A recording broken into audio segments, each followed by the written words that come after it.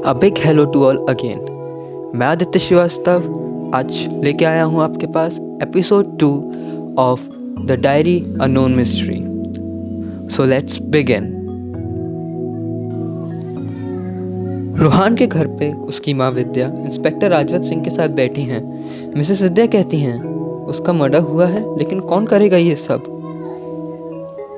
राजवत सिंह कहता है ये तो मुझे नहीं पता, लेकिन जो एविडेंस उस साइट पे मिले हैं उनसे तो यही लगता है कि उसका मर्डर हुआ है। कैसे एविडेंस मिले हैं आपको, मिसेस विद्या ने पूछा। राजवत सिंह ने कहा कि लेक में उसकी कार मिली और जिस हिसाब से रोहान की हाइट और वेट था, कार की सीट उस हिसाब से एडजस्ट नहीं थी। इसका मतलब कार कोई और चला रहा था। और जिस हिसाब से कार में निशान है, उन्हें देख के ऐसे लगता है कि कार को लेक में धक्का दिया गया है। राजवत सिंह अपनी बात आगे बढ़ाते हुए कहता है कि रोहान की बॉडी तो नहीं मिली लेक में, लेकिन शायद वो लेक से नदी में चली गई है। हमारे लोग बॉडी को ढूंढने का काम कर रहे हैं। मिसेस विद्या अपने आप को संभाल नहीं पाती हैं और एकदम से उनके पास रखे सोफे पे गिर जाती हैं। कौन करेगा ये सब, मिसेस विद्या ने कहा। रोहान इस दिन क्या कह के गया था घर से, राजवत सिंह ने पूछा। मिसेस विद्या ने जवाब दिया कि उसके एक दोस्त वैभव की बर्थडे पार्टी थी, वो वहीं गया था। कहाँ थी वो बर्थडे पार्टी वैसे, राजवत सिंह ने पूछा। वही उसी लेक के पास वाले रेस्टोरेंट में थी, मिसेस विद्या ने जवाब दिया। राजवत सिंह ने फिर पूछा, क्या मैं रोहान का कमरा देख सकता हूँ। मिसेस विद्या ने कहा, हाँ ज़रूर आइए। वो दोनों रोहान के कमरे में जाते हैं। राजवत सिंह कमरे में जाकर कमरे का सामान देखने लगता है। टेबल पे एक छोटा सा डब्बा रखा हुआ था जिसमें स्टैम्प पड़ी थी। राजवत सिंह उस डब्बे को उठाता है और पूछता है, ये क्या है। मिसेस विद्या जवाब देती हैं, रोहान कभी कभार स्टैम्प्स भी इकट्ठा करता रहता था। राजवत सिंह ने उन स्टैम्प के बीच में से एक कागज़ निकाला और फिर पूछा, मैं इसकी बात नहीं, इसकी बात कर रहा हूँ। राजवत सिंह उस कागज़ को पढ़ता है। वो एक रसीद थी, वो कोरियर की रसीद थी। रोहान ने अपने मरने से पहले गुवाहाटी किसी आयान को कुछ भेजा था।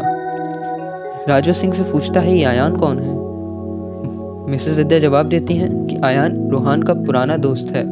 वो पहले शिलोंग में ही रहता था, लेकिन फिर अब वो गुवाहाटी में शिफ्ट हो गया, अपने पापा के साथ रहता है अब वो। लेकिन इस बारे में उन्हें कुछ नहीं पता था। मिसेस विद्या को नहीं पता था कि रोहान ने क्या भेजा है। राजवत सिंह ने कहा फिर, लेकिन इस बारे में उसने आपको कुछ नहीं बताया।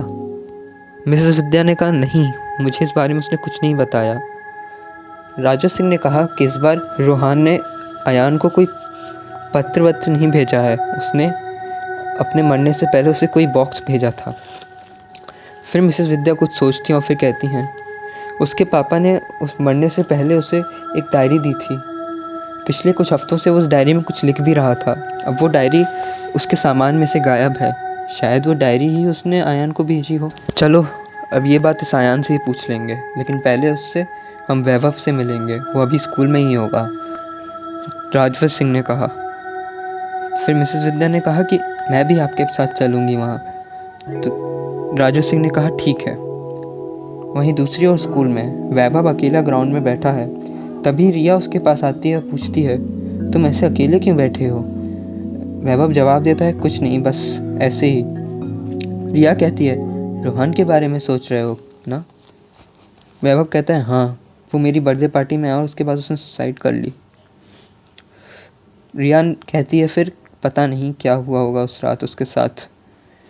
वैभव कहता है, मतलब क्या हुआ होगा, इससे तुम्हारा क्या मतलब है। फिर रिया उसे समझाते हुए कहती है कि मतलब यही कि पता नहीं, हो सकता है कि पार्टी की रात उसके साथ वहाँ कुछ हुआ हो, या वहाँ पार्टी में आने से पहले। कोई कुछ नहीं कह सकता है, लेकिन इससे क्या फ़र्क पड़ता है। उसके साथ जो भी हुआ अच्छा हुआ, वो इससे बदतर का हकदार था। उसे इससे बदतर मौत मिलनी चाहिए थी। हमें तो खुश होना चाहिए कि वो मर गया। उसने मेरे, तुम्हारे और पता नहीं कितने लोगों के साथ और भी बहुत कुछ बुरा किया है। उसके साथ ऐसा ही होना चाहिए था।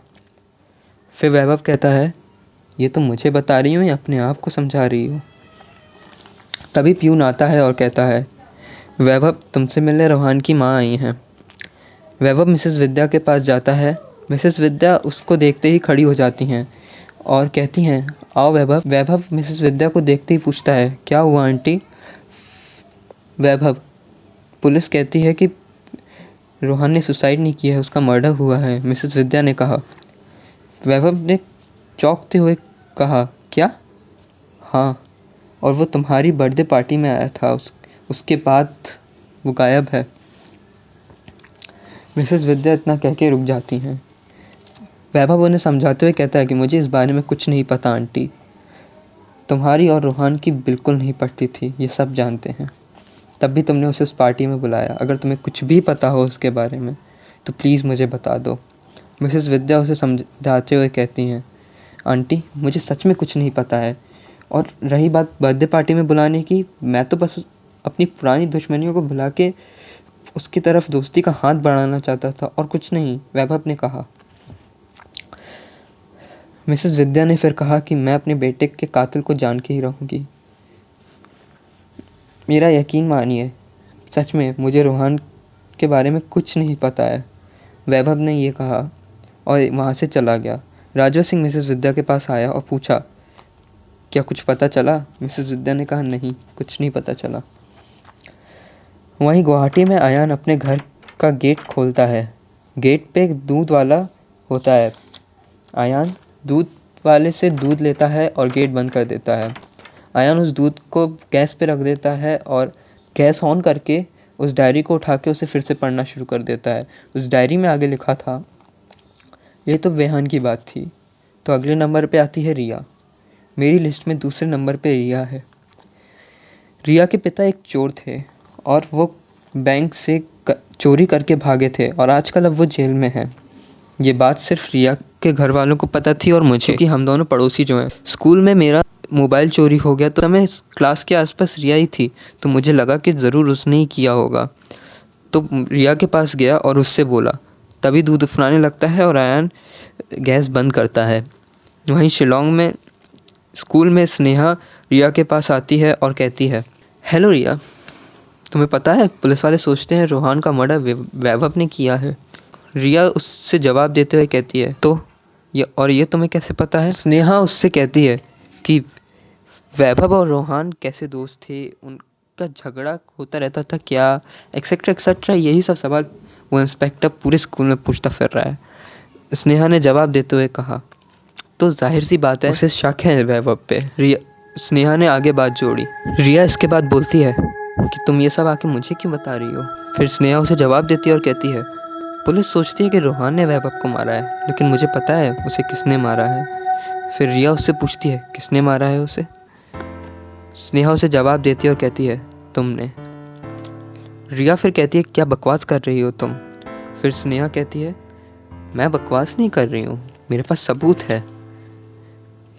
रिया घबरा सी जाती है और फिर पूछती है कि क्या सबूत है तुम्हारे पास? वैभव की बर्थडे पार्टी के दिन रोहन के पीछा करते हुए तुम गई थी, वो भी हाथ में सरिया लेके, लेकिन थोड़ी देर बाद तुम तो लौटी लेकिन रोहन नहीं लौटा।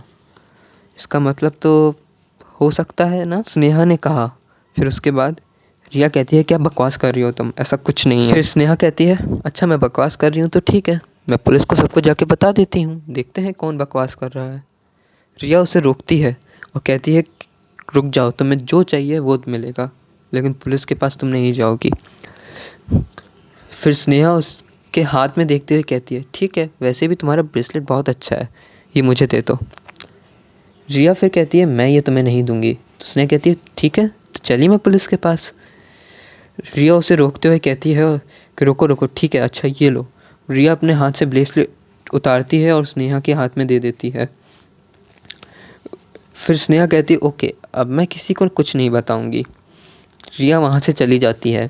स्कूल की छुट्टी की बेल बजती है और रिया अपना बैग लेकर स्कूल से जल्दी में निकल जाती है। वैभव उसे पीछे से आवाज़ लगाता रह जाता है, लेकिन रिया उसकी नहीं सुनती है और स्कूल से निकल जाती है। इंस्पेक्टर राजवत सिंह वैभव के पास आता है और कहता है कि उसे वैभव से कुछ बात करनी है, और वो वैभव को अपने साथ लेकर स्कूल के अंदर चला जाता है। वहीं दूसरी ओर रिया अपने घर पहुंचती है। वो अपने कमरे में जाते ही अपने कमरे का दरवाज़ा बंद कर लेती है। वो अपनी अलमारी की तरफ देखती है तो एक सफ़ेद फ्रॉक अलमारी से निकली हुई होती है। वो जाकर उस सफ़ेद फ्रॉक को अलमारी से निकालती है और देखती है कि उसमें एक लाल खून का धब्बा लगा हुआ है। रिया उस फ्रॉक को लेकर अपने बाथरूम में जाती है और नल खोलकर उसे धोने की कोशिश करती है, लेकिन वो लाल धब्बा नहीं छूटता है। रिया नज़र उठाकर सामने शीशे में देखती है और फिर उसके दिमाग में वैभव की बर्थडे पार्टी के रात की यादें घूमने लगती हैं कि रोहन रेस्टोरेंट के पास वाली क्लिफ के पास जा रहा है। रिया अपने हाथ में सरिया लेती है और रोहन के पीछे जाती है। रिया रोहन के सिर के पीछे खूब ज़ोर से सरिया मार देती है। रोहन सीधा पहले रिया के ऊपर गिरता है और फिर ज़मीन पे गिर जाता है। रिया देखती है रोहन की आंखें बंद हो चुकी हैं। रिया देखती है कि उसकी फ्रॉक में रोहन के खून के दाग लग जाते हैं। रिया और उन यादों से बाहर आती है और फिर खून के दाग को मिटाने की कोशिश में लग जाती है।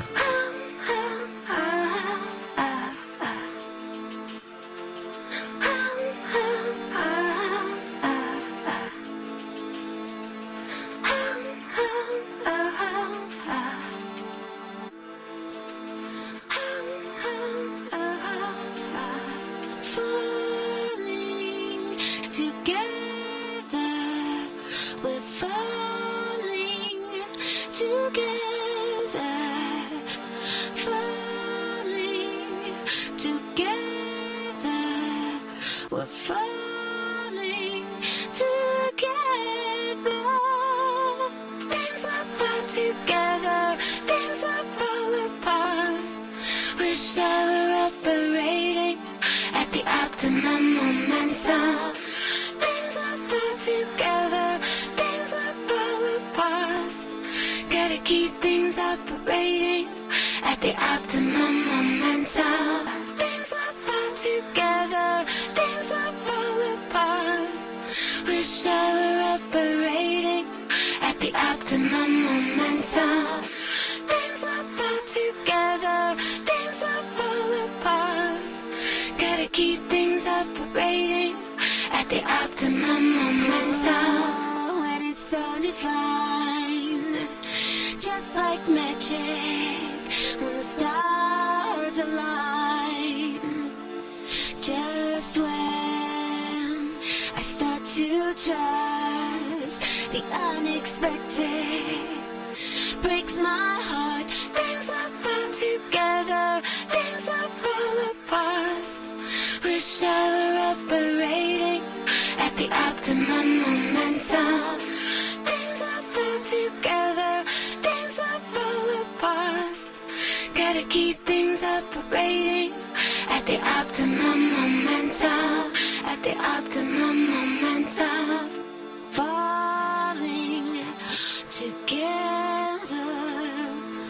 Falling at the optimum momentum. Okay guys, so episode 2 की कहानी यहीं तक थी। Episode 3 will air on next Sunday. So till that time, like, subscribe, share and press the bell icon to be updated.